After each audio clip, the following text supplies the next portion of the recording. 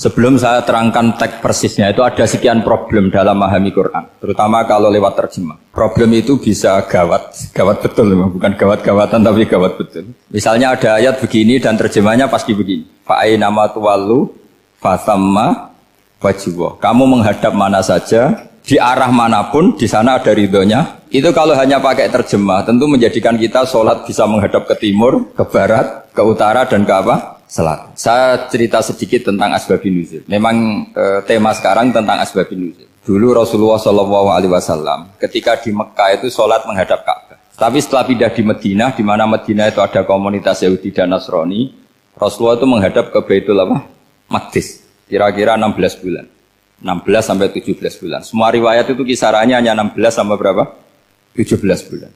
Sehingga orang Yahudi itu bilang begini, Muhammad ini baiklah, meskipun dia membawa agama baru, tapi kiblatnya masih ikut kita, masih baik kan. Setelah 16 bulan, Nabi diperintahkan Allah untuk menghadap ke Ka'bah. Fawal liwajhaka syatrul masjidil haram. Maka orang Yahudi itu berontak. Berontaknya adalah kiblat mereka ditinggalkan. Cara berpikir orang Yahudi itu kiblat mereka ditinggal. Sehingga mereka bilang, mawallahum an qiblatihimul lati kanu 'alaiha. Apa yang menjadikan umat Islam berpaling dari kiblat Baitul Maqdis. Kemudian mereka provokatif betul. Ini perlu diperjelas. Provokatif. Bilang begini. Inna Muhammadan tahayyara fi din. Muhammad ini bingung dalam beragama. Sehingga habis ngomong A, ngomong B. Habis kiblat Ka'bah, kiblat Baitul Maqdis. Sehingga dalam banyak tarikh disebutkan peristiwa kiblat itu terbanyak melahirkan orang murtad. Orang yang keluar dari Islam gara-gara provokasi orang Yahudi. Muhammad tahayyara fi din. Muhammad itu bingung dalam menentukan pilihan apa? Beragama. Kemudian walhasil singkat cerita akhirnya Nabi itu madhep Ka'bah. Apa yang terjadi mukjizat itu adalah bahwa agama ini agama yang mewakili semua agama sebelumnya yang masih orisinil. Yaitu Nabi akhirnya berargumentasi Ka'bah adalah kiblat yang asli, yang lebih tua. Terus mereka tanya, buktinya apa? Dijawab oleh Quran, fihi ayatum bayyinatum maqamu apa? Ibrahim. Ka'bah bukti tertua adalah di situ ada makam Ibrahim. Makam itu jejak kaki. Ya kalau bahasa Indonesia makam itu kuburan. Kalau dalam bahasa Arab makam itu jejak apa? Jejak kaki. Sehingga diketahui oleh sejarah dibuktikan di situ ada jejak kaki siapa? Nabi Ibrahim. Sementara nisbatnya Baitul Maqdis itu adalah kepada Nabi Musa dan Nabi Harun. Yang ini adalah turunan dari Nabi siapa? Ibrahim. Hikmahnya apa? Begini, sebagai bukti bahwa Baitul Maqdis pernah menjadi poros Islam atau poros Tauhid, maka Nabi Muhammad pernah disuruh menghadap ke Baitul Maqdis. Buat inget-ingetan kalau ini pernah menjadi poros apa? Tahu? Tapi tetap tua-tuaan masih tua apa? Nah, kenapa tua Ka'bah tadi? Karena Ibrahim adalah Abul Anbiya, bapak dari para. Dan di situ ada jejak kakinya. Fihi ayatum bayyinatum maqam. Bukti itu belum cukup. Dibuktikan lagi bahwa Ismail kecil itu hidupnya di Ka'bah. Kita tahu sa'i baina Safa wal Marwah adalah karena Siti Hajar sedang mencari apa? Jadi ada bukti sekian, bukti empirik bahwa Ibrahim itu kiblatnya itu Ka'bah, bukan Baitul. Sehingga ada kata-kata fihi ayatum bayyinatum maqamu Ibrahim. Nah, tanpa ngerti asbabun nuzul, kamu akan mengartikan fa'aina ma tuwallu fasamma wajhullah itu salah. Karena di situ kamu menghadap mana saja, maka di situ ada ridhonya Allah. Maka para ulama memberi catatan, maksudnya begini, kamu menghadap kemana saja, asal itu yang diperintahkan Allah, maka di situ ada ridhonya Allah. Harus seperti itu maknanya, disesuaikan dengan konteks asbabun nuzul. Tanpa seperti itu tidak bisa. Dan masih banyak lagi kepentingan tentang asbabun nuzul. Jadi problem sekarang adalah banyak mufassir yang hanya mengartikan dari terjemah. Itu bahaya sekali. Sehingga ada orang yang menikah secara mut'ah. Itu kan mirip kayak transaksi zina. Mereka berdalil famastamta'tum bihi minhunna fa'atuhunna ujurahun. Perempuan yang sudah kamu nikmati yang penting kamu bayar. Terjemahnya seperti itu. Karena ujur itu jamaknya ujroh. Itu fatal sekali. Padahal ayat itu begini, settingannya begini, setting siakul kalamnya atau asbabun nuzulnya begini. Ini sekaligus, memang saya sengaja ngaji dengan tema yang berat, bentuk penghormatan pada yang ngaji. Kalau temanya ringan kan kayak TPQ. Begini asbabun nuzulnya begini. Wal muhsanatu minan nisa yang awal juz 5 itu, ya kita santai aja, yang awal juz 5 itu sebetulnya maktuf, diatafkan pada ayat hurrimat alaikum ummahatukum wa banatukum wa akhwatukum wa ammatukum wa kholatukum wa banatul akhi wa banatul ukhti. Jadi perempuan yang haram dinikah itu ada 7. Yang faktor nasab, yaitu siapa? Ibu, putri, saudara putri, bulik dari bapak, amah itu bulik dari bapak, kholah itu bulik dari ibu, keponakan dari saudara lelaki, keponakan dari saudara perempuan. Ini disebut haram karena nasab gen. Kalau orang Jawa bilang hanya 4 karena ngitungnya bulik baik dari bapak maupun ibu. Kalau orang Jawa bilang kan bulik terus keponakan dihitung 1. Padahal ada keponakan dari saudara lelaki, ada keponakan dari saudara apa? Perempuan. Wa banatul akhi wa banatul ukhti. Terus kedua haram karena rodok. Kita tahu dalam hukum Islam rodok adalah sama dengan nasab. Jadi ibu yang pernah menyusui kamu berarti jadi ibu kamu. Dan saudara sepenyusuan berarti menjadi saudara kamu. Ini disebut wa ummahatukumul lati arda'nakum wa akhwatukum minar radha'. Terus ketiga haram karena musaharah, karena besanan. Jadi pagi ini misalnya saya nikah dengan Sri, bilang qabiltu nikaha wa taswijaha bil maril madkur. Setelah nikah dengan Sri ini otomatis ibunya dia menjadi mertua. Otomatis haram saya apa? Nikah. Ini namanya haram karena musaharah. Atau kamu punya anak Zaid. Zaid pagi ini akad dengan Sri. Berarti Sri adalah menantu Anda. Otomatis haram bagi Anda. Itu namanya haram karena musaharah, karena bisanan. Itu yang disebut waroba haram-haram itu kan seterusnya itu wa ummahatu nisaikum.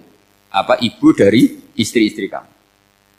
Memang ini agak jelimet, tapi memang syaratnya mufassir harus biasa jelimet. Jangan hanya nyari partai ayat-ayat untuk kepentingan partai. Wah itu ngeri. Kacau Quran dipakai kampanye. Terus itu berarti sudah 3 kan? Haram karena nasab, karena rodok, haram karena musaharah. Terus yang keempat ini haram yang bukan karena sebab pada seorang perempuan, tapi karena istri orang. Itu disebut wal muhsanatu minan nisa. Haram menikahi perempuan yang masih milik orang lain. Nah, orang lain yang menikahi ini, istilahnya Allah adalah lelaki yang menikahi perempuan ini adalah lelaki sing muhsinina ghairu musafihin, secara nikah yang sah. Nah, nikah yang sah itu begini dalam hukum fikih Islam. Saya nikah dengan Sri, kalau hanya akad, itu saya wajib bayar mahar hanya separuh. Jadi kalau saya janji bayar 1 miliar, berarti wajib bayar berapa? 500 juta. Kalau janjinya 100 juta, hanya bayar 50 juta. Itu yang wajib bil akdi. Nanti wajib sepenuhnya nunggu bil jima. Kalau sudah hubungan intim, baru wajib 100%. Jadi kalau ada di Jawa, nikah dengan seperangkat alat sholat, itu yang atasannya tok, itu wajib karena akad. Nanti bawahnya nunggu setelah hubungan apa? Intim. Loh, ini hukum Quran, bukan hukum saya.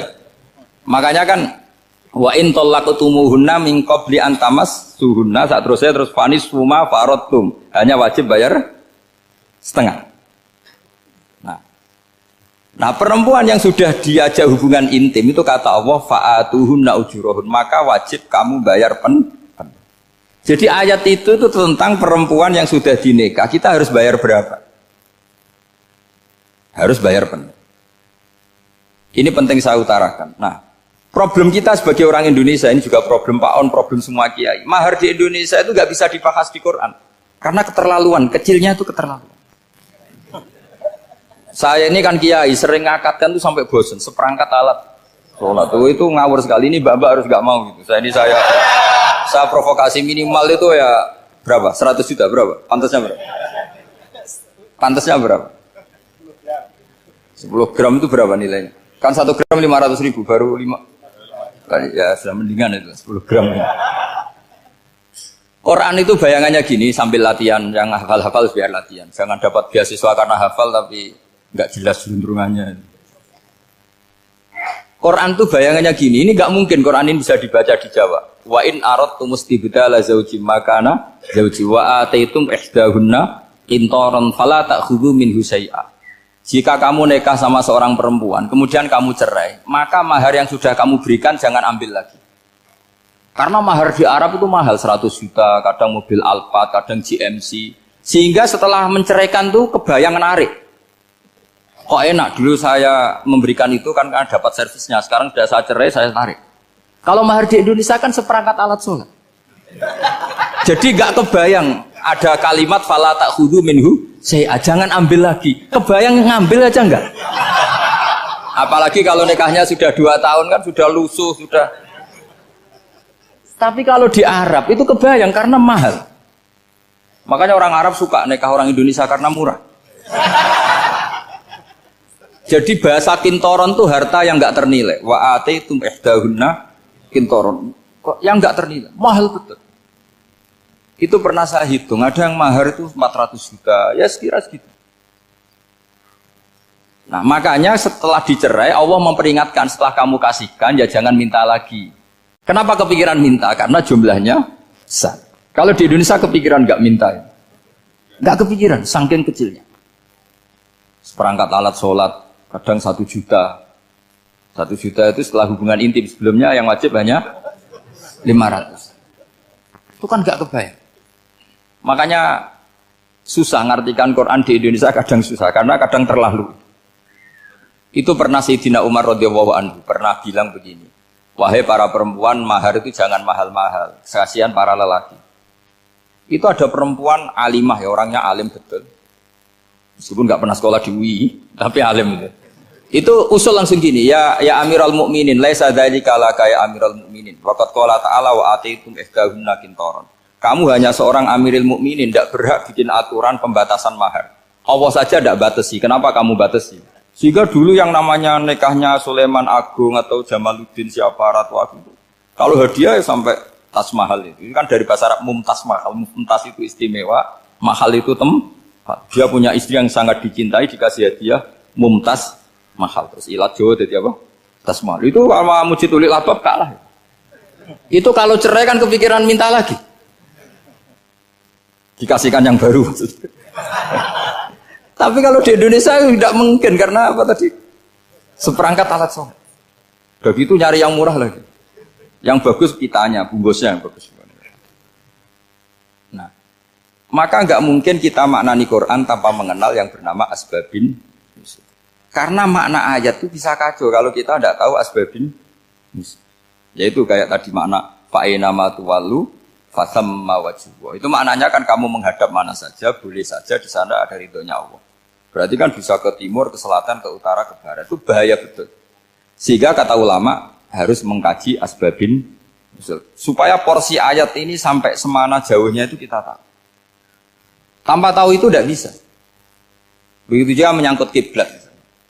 Sekarang saya tanya, kemarin kan ramai dulu di Kemenak, kiblat semuanya diukur dengan GPS, terus beberapa masjid dikomentari salah. Karena diukur pakai apa? GPS. Kalau dalam bahasa falak disebut yaumarostil kiblat. Memang bisa diilmun. Tapi pertanyaannya begini, dari awal Allah ngendikan fawalli wajhaka syatral masjidil haram. Kamu yang penting sholat itu menghadap masjid. Masjid itu ya bangunan. Sehingga kata Ibnu Abbas yang diriwayatkan banyak ulama mengatakan al-Ka'bah kiblatun li ahlil masjid wal masjid kiblatun li ahlil haram wal haram kiblatun li ahlil masyriq wal maghrib. Jadi kalau orang di dalam masjid kiblatnya harus Ka'bah. Di luar masjid kiblatnya asal bangunan Masjid Haram. Tapi di luar sini kayak di Indonesia boleh semua tanah. Kenapa begitu? Kata Ibnu Abbas karena Quran turun bilisanin Arabiyyin mubin. Jadi kalau orang Jogja kalau mau ke Jakarta arahnya kemana? Barat. Itu sebetulnya ketika Anda ke barat itu persis Jakarta apa bisa saja pasnya itu Pangandaran. Tapi orang itu akan bilang kalau ke barat ya ke Jakarta. Meskipun presisi Anda tepatnya di Pangandaran. Nah kiblat seperti itu, asal orang menghadap ke barat itu orang sudah bilang ke kiblat. Gak usah sedetail misalnya harus pas Ka'bah. Saya pernah debat sama tim ahli Kemenak. Gak bisa Gus, sekarang ada GPS harus tepat Ka'bah. Terus saya bilang gini, kalau teori Anda benar, berarti semua masjid luasnya maksimal 16 meter. Ka'bah itu luasnya hanya 16 meter. Berarti Masjid Ulil Albab yang pojok sana sama pojok sana, kira-kira itu ya sudah tidak kena Ka'bah. Kalau harus tepat, Ka'bah itu kan diameternya hanya 16 sampai 18 kalau nggak salah. Berarti semua masjid kalau ingin tepat Ka'bah harus pas 16. Kalau terlalu luas pilihannya harus cekung. Kan jadi aneh.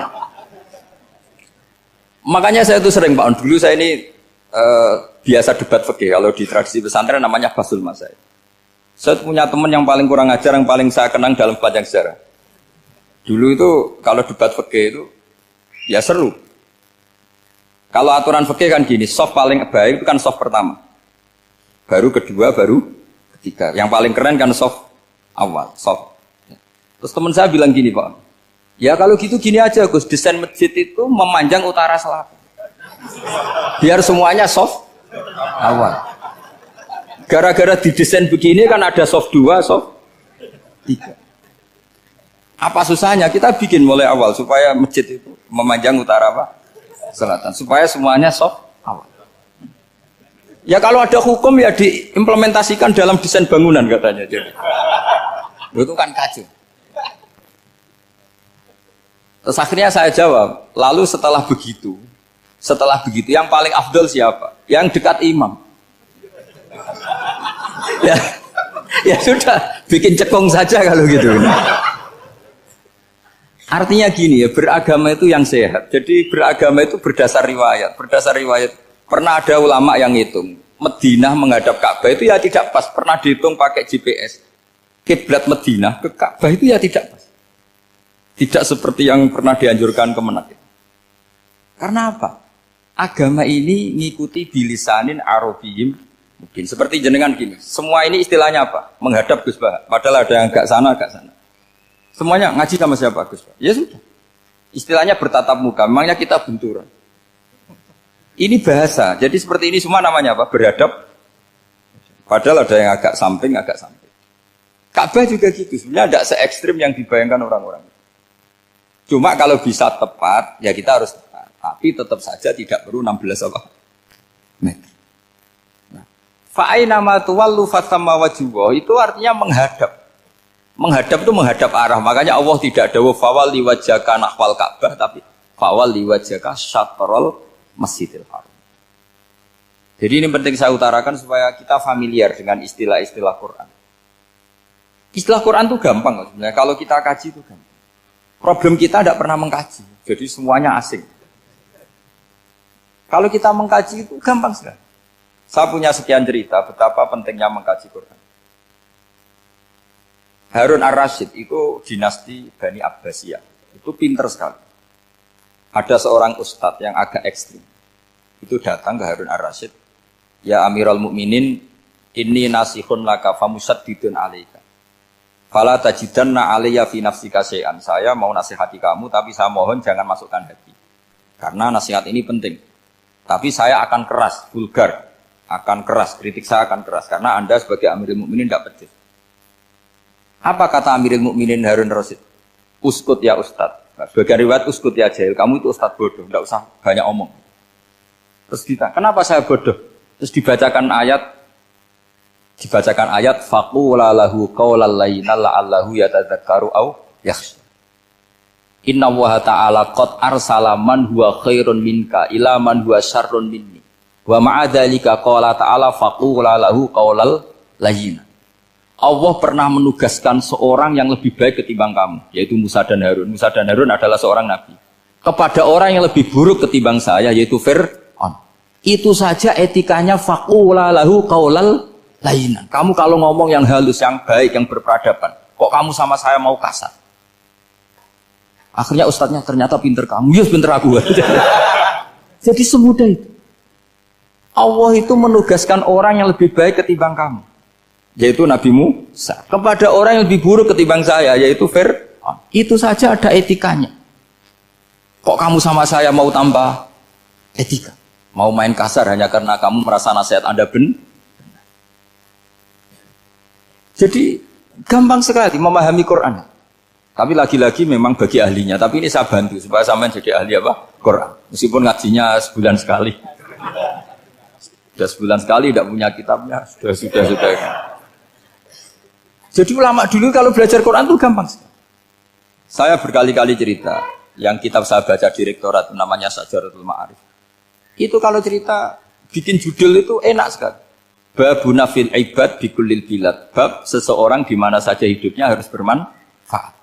Terus dalilnya itu hanya mengutip makalahnya Nabi Isa, wa ja'alani mubarakan ainama kuntu. Ciri utama seorang nabi apa? Saya di mana-mana adanya berkahi orang lain. Jadi berkah bagi orang lain. Maksudnya tidak jadi problem bagi orang lain.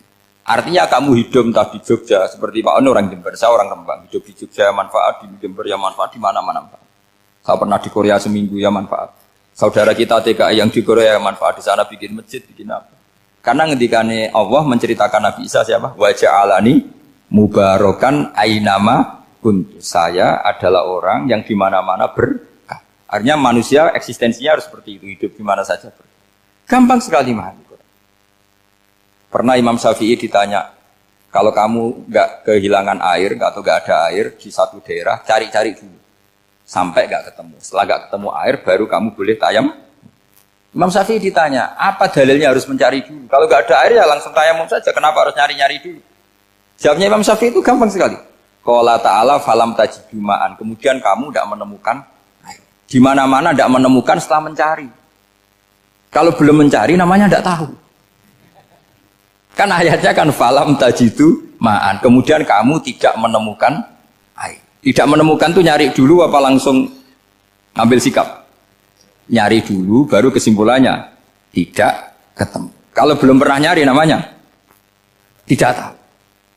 Segampang itu ulama dulu memahami Quran karena konstruksinya utuh. Yaitu mereka tahu betul bahwa Quran itu bilisanin Arabiyim. Ketika Futuhat Syam. Syam dulu itu dikuasai tentara Romawi. Era Sayyidina Umar Futuhat.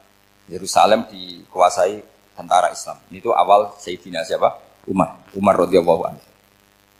Ketika Futuhat mau ada pesta besar-besaran. Tapi Umar menolak. Ketika menolak, kenapa Anda menolak? Beliau hanya baca ayat innallaha ta'ala ayyara qauman faqala adhabtum thayyibatikum fi hayatikumud dunya. Allah itu mengkritik satu komunitas kaum yang zaman di dunia menghabiskan semua kenikmatan. Maka kita tidak perlu syukuran besar-besaran. Jangan-jangan jatah kita di akhirat kita habiskan di dunia. Itu adhabtum thayyibatikum fi hayatikumud. Semudah itu. Semudah itu ulama. Rasulullah pernah dahar, pernah makan. Makan karena 3 hari gak makan, cara di Indonesia gak makan nasi, gak makan daging, sudah lama sekali. 3 hari Nabi itu hanya makan kurma dan air putih.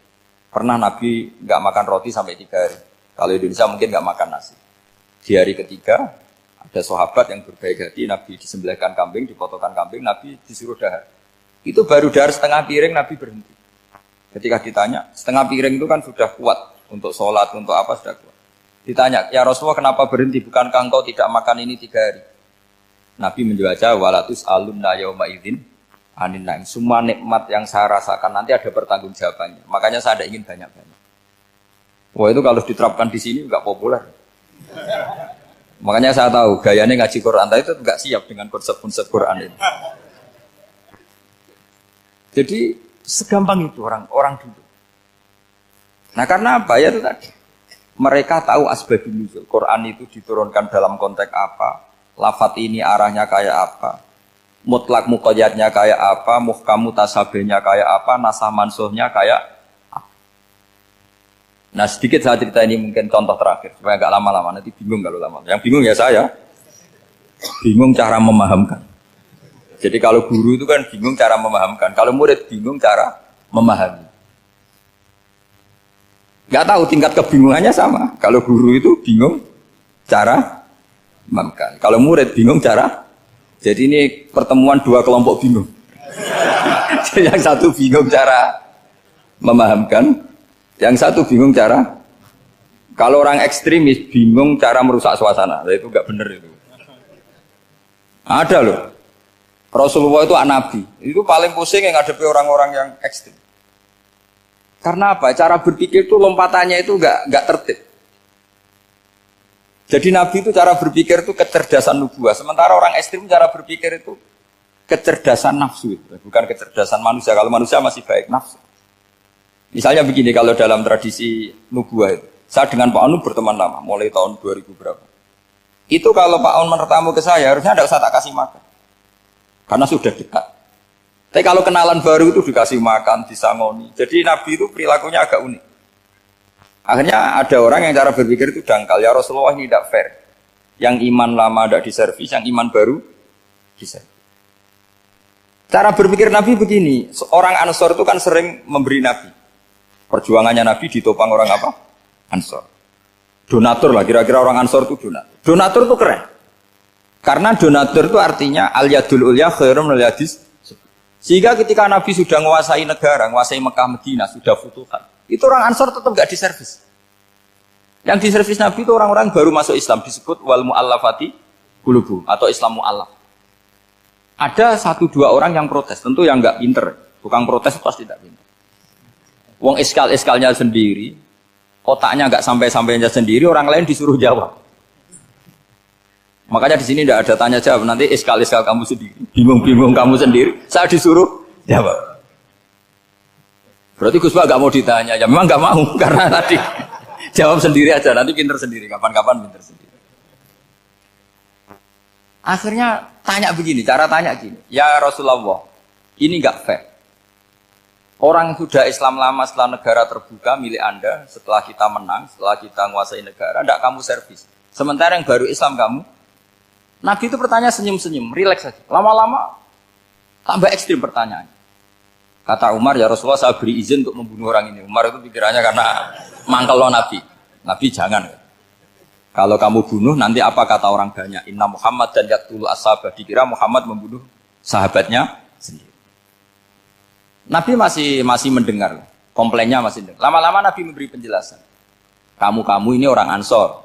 Kamu biasa memberi saya, memberi dana perjuangan. Memberi itu hebat. Saya tidak ingin menurunkan grade Anda. Grade sebagai pemberi, berarti kelasnya elit. Sekarang menjadi penerima. Itu tidak bagus. Itu betapa Rasul ini namanya kecerdasan nubuah. Kalau orang biasa memberi, biar memberi saja. Supaya dia tetap heroik, tetap patriotik, tetap keren. Karena mentalnya pemberi. Jangan sampai dari mental memberi, kemudian mentalnya peminta. Jadi kalau Pak On jadi tim suksesnya Pak Jokowi itu ya tidak minta-minta. Kalau dulu kampanye ya kampanye saja. Biar memberi terus nggak pernah minta. Meskipun akhirnya ya gelong. Tapi Nabi dulu tidak gitu. Jadi orang Ansor itu nggak pernah diservis. Padahal jasanya kayak gitu. Supaya kelasnya tetap kelas elit, yaitu pemberi, penanggung jawab. Nabi nggak ingin orang Ansor turun grade menjadi penerima. Orang-orang yang cerdas nubuah menerima konsep Nabi seperti itu. Lo tanya sama Pak On, saya dadani terjemahan UI itu puluhan tahun sama Pak. Itu beliau ke kontrakan saya ke rumah beliau. Tidak pernah berharap apa. Saya sangat tertutup. Bukan apa-apa ya, kalau ingin memberi saja. Kontribusi saya pada Al-Quran. Saya tidak kepikiran mendapat. Supaya heroik. Tapi orang-orang yang cerdas amatir tadi, ini nggak fair. Wong yang memberi lama kok dapat servis sedikit. Nah, sekarang itu problem zaman akhir sudah mulai seperti itu. Nah, orang ini namanya Dzul Khuwaisirah. Ini yang nanti punya anak turun Khawarid. Khawarid itu orang yang ibadahnya hebat, tapi cara berpikir tentang nubuah salah. Nah, orang lagi Khawarid itu orang yang ibadahnya hebat, tapi cara berpikir nubuah salah. Nubuah itu unik.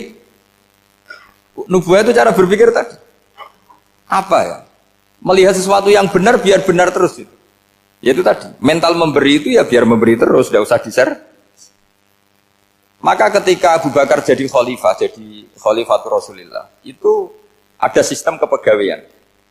Itu gajinya Umar yang sudah Islam lama, gajinya Abu Bakar yang sudah Islam lama. Itu sama Abu Sufyan sama, padahal Islamnya Abu Sufyan baru setelah Fathu Mekah, kira-kira baru setahun. Terus diprotes sama orang-orang, ini Islam lama kok gajinya sama Islam yang baru setahun kok sama. Kata Abu Bakar, fadailuhum indallah. Mereka punya kelebihan Islam lama itu indallah. Nanti balasannya biar surga. Kalau di dunia sesuai profesinya. Artinya profesi kalau penjaga kantor ya berapa, kalau dosen berapa, pokoknya ya sudah. Dan itu diterima oleh sahabat. Semuanya nerima konsep itu. Era Umar agak dibalik. Abu Sufyan kira-kira gajinya 1 juta, yang lainnya yang menangi Nabi mulai awal gajinya 10 juta. Ditanya, ya Umar, kenapa ini jadi rubah seperti kebijakan Abu Bakar, tidak seperti Abu Bakar? Jawabnya Umar lucu. Fa la usawwi baina man qatala Rasulullah wa baina man qatala ma'a Rasulillah. Demi Allah saya tidak akan pernah menyamakan orang yang dulu merangi Rasulullah yaitu Abu Sufyan dengan orang sing selawase dari anak Rasulullah yaitu Sayyidina Ali dan sebagainya. Ini penting. Artinya ketika gajinya orang saya seperti Ali radhiyallahu anhu itu tinggi itu bukan karena lamanya Islam, tapi karena lamanya iman. Jadi mulai dulu ijtihad itu ada dan dulu dia biasa saja. Karena tadi ada kecerdasan nubuwah. Saya ulang lagi, ada kecerdasan apa? Sekarang itu kecerdasan tomak atau kecerdasan nafsu. Itu kalau sampai ngaji kitab tasawuf, itu bab bakhil itu tidak ada. Menurut kitab tasawuf, medit itu tidak ada, kikir itu tidak ada. Yang ada itu tomak. Tomak itu berharap dikasih orang lain. Sampai pernah enggak bilang kalau artis-artis di Jakarta kikir? Tidak pernah kan? Karena kamu tidak pernah ingin diberi. Tapi kalau kamu punya pacar karena kenal tidak pernah ditraktir, oh pacar saya kikir. Karena kamu ingin diberi. Pernah nggak kamu ngukumi orang lain kikir yang nggak kenal? Padahal tidak pernah memberi kamu. Apa? Karena kamu tidak pernah ini. Coba sekarang kamu saya tanya, ini latihan cerdas. Definisi kikir itu apa tuh Pak? Nggak pernah memberi kamu kan? Artis-artis Jakarta, tokoh-tokoh nasional pernah nggak memberi kamu? Enggak kan? Tapi tidak pernah kamu vonis kikir karena kamu tidak pernah tomak.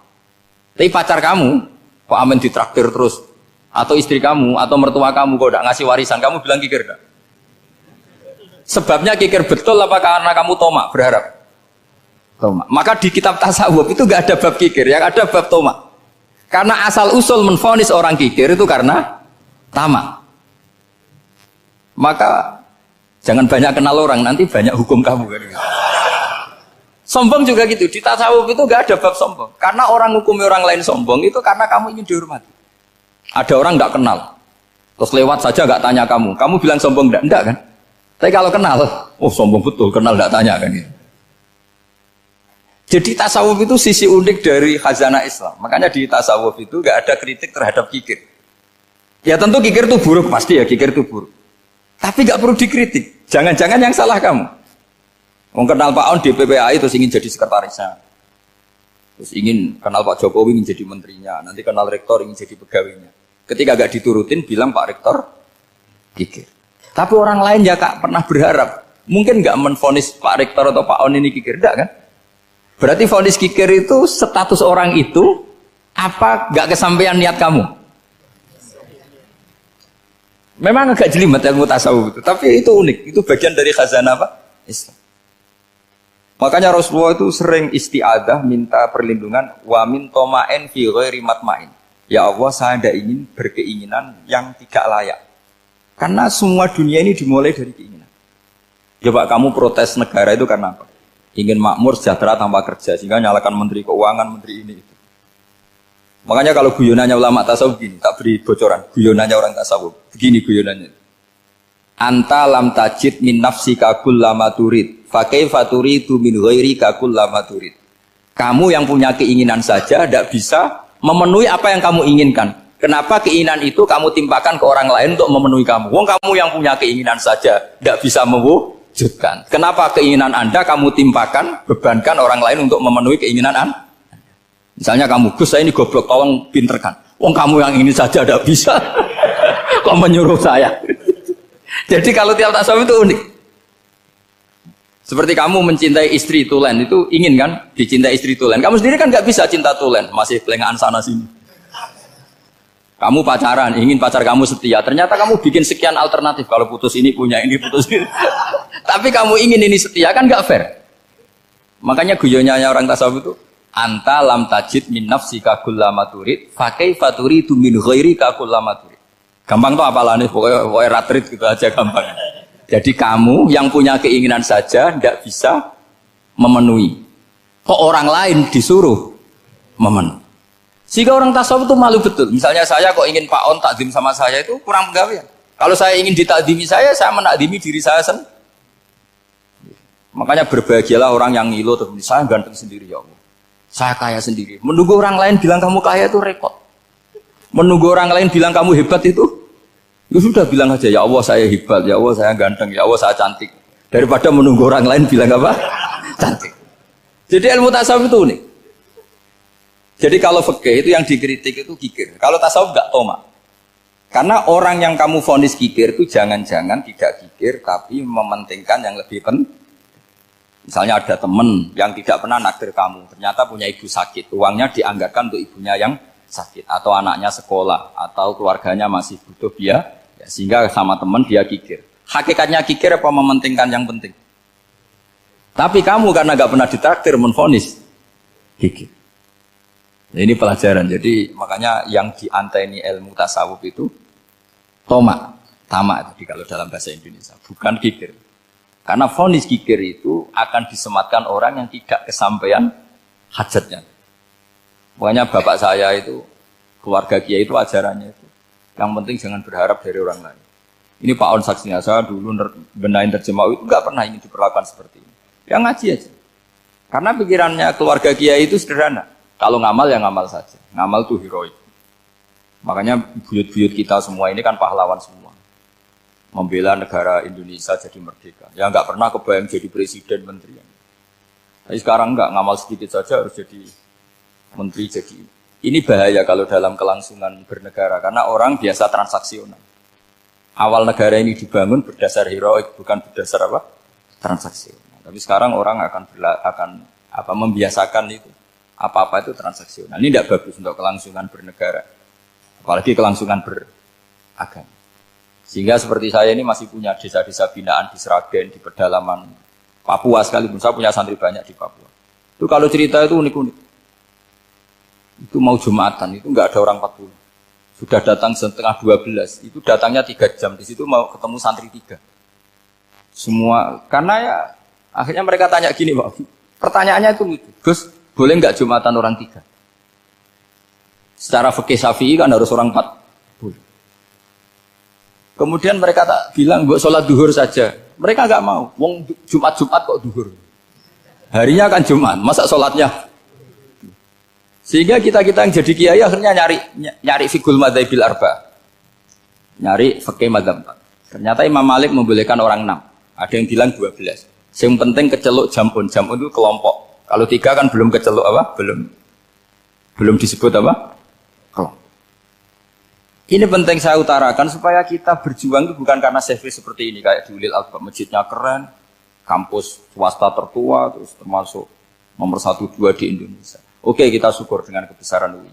Tapi yang namanya dakwah itu menjadikan orang tidak tahu menjadi tahu, termasuk kepada desa-desa tertinggi. Sama. Yang namanya menteri itu pembantu presiden untuk memenuhi kebutuhan rakyat banyak.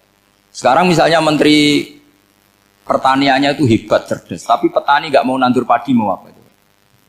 Coba yang membantu ketahanan pangan itu para petani mau nanam padi apa karena menteri pertanian? Karena petani mau nanam. Ya sudah GR saja, kita pembantu presiden semua.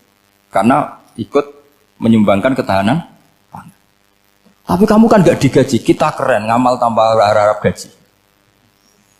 Ini penting supaya Anda itu nggak hati kecil gitu. Ikut menyumbang negara tanpa ingin dapat gaji. Keren nggak? Nah, itu nubuah. Apa? Nubuah. Orang Ansor itu seperti itu. Sehingga ketika Rasulullah wafat dan ada kompetisi kepemimpinan, itu orang Ansor gak ikut. Sudah kita makmum saja, silahkan dibagi di saking baiknya orang Ansor.